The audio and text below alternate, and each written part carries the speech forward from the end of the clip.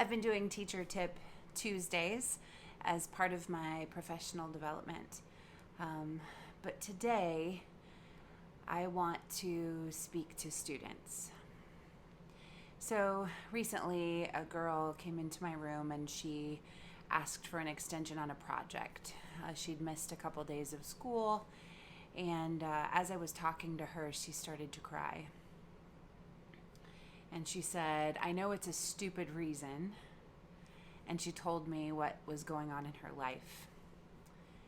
And I tell you what, as soon as she told me, I wanted her to know right away, nothing about what you just said is stupid. You know, we all have pain. And I think sometimes in a world where we're very aware globally of what's going on, and there is no comparison to what people in third world countries are dealing with. There are children being trafficked and people enslaved. So I'm not discounting, but what she was going through right at that time, right in that moment, was painful to her. And I think it's important for students, for you guys to know, you've got to communicate. You know, not just communicate the pain that you're walking through, because maybe you don't want everybody to know, but communicate with your teachers about what your struggles are, what you don't understand. Like another teacher said today, be a self-advocate. Advocate for yourselves.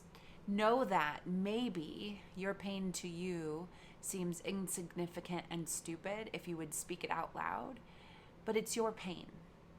And there is a lot of grace to be offered to you if you would just advocate for yourself to your teachers.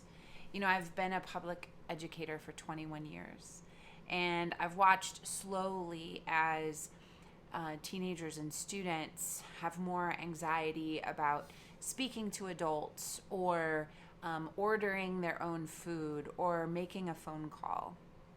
And I tell you, of all the skills that you learn as a student, being able to communicate, speak to adults, look people in the eye, say their names, shake their hand firmly, that is probably one of the most important skills that you'll learn.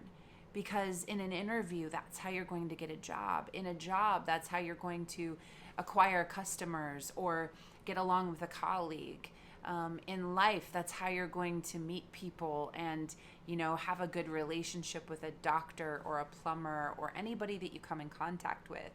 You know, most immediately for my students, it's when you go to college and all of a sudden you're flung into this whole new place where you have to be able to communicate, to carry on a conversation, to look someone in the eye. But I think primary, I guess my message for today is this. No pain is insignificant, and no pain can be compared to someone else's pain. Of course, it helps us have perspective for sure. I've got to have perspective to know that in 10 minutes, 10 hours, 10 days, this isn't going to matter. But in the moment, being vulnerable and saying, hey, this is where I'm at, this is what I'm feeling, only helps you to grow as a person and to be mindful of the things that you're working through and walking through, and be able to develop the coping mechanisms to help you walk into that pain. Not around it, not stuff it, not avoid it, but walk into it and become healthier on the other end. And that involves communicating with your parents, with your teachers, with your friends. Don't keep it bottled up. Make sure that you are communicating and being clear about what you feel so that you can learn how to communicate that later on in life with a spouse or with, you know, friends, coworkers.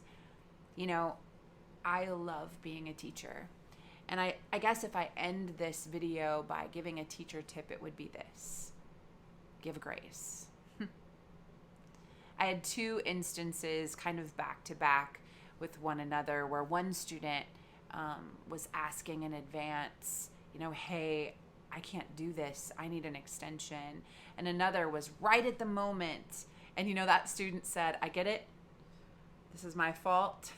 I shouldn't have waited so long till the deadline. Wow, what an awesome situation for him to realize that was his mistake and to say it out loud. That kind of communication, that kind of honesty, that kind of, I'm just going to accept what it is that I have done, and I'm not going to make excuses for myself. I respect that so much. So, student tip, communicate, realize that it's okay to feel, and it's okay to talk about that, but you need to find the coping skills to walk into it. The teacher tip would be this: the same grace that we expect to be offered when we turn something in late, or we arrive late to a meeting, or we struggle with something in our own career, is the same grace that we should offer to our students. If you like this teacher tip, please head over to my YouTube channel, Teach Upside Down. I'd love for you to subscribe and to comment.